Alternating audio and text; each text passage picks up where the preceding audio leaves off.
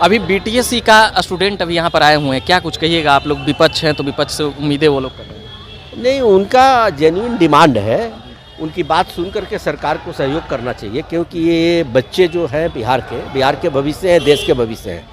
आखिर जब एग्ज़ाम हुआ तो रिजल्ट क्यों नहीं आ रहा है? और इन्हीं बच्चों का सवाल नहीं, बहुत बुरी स्थिति है बिहार में। शिक्षा में भी, यूनिवर्सिटी में आप देख रहे हैं कि 18-19 में एग्ज़ाम हुआ, रिजल्ट नहीं आ रहा है।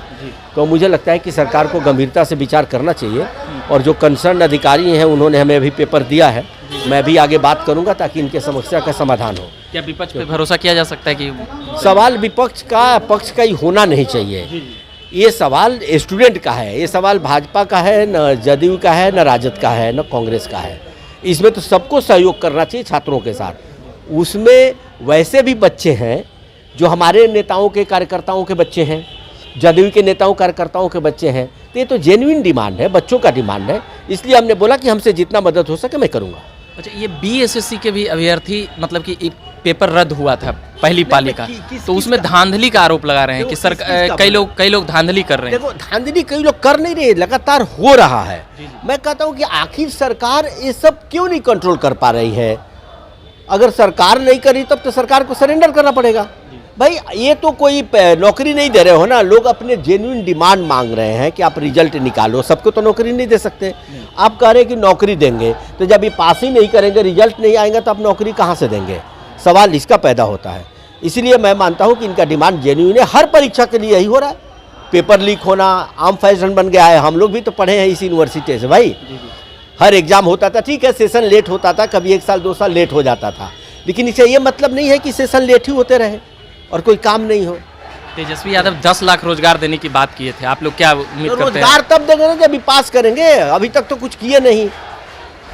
10 लाख रोजगार देंगे तो हर महीने कुछ कुछ आते रहना चाहिए ना, निकलना चाहिए। एक दिन में तो कोई दे नहीं सकता।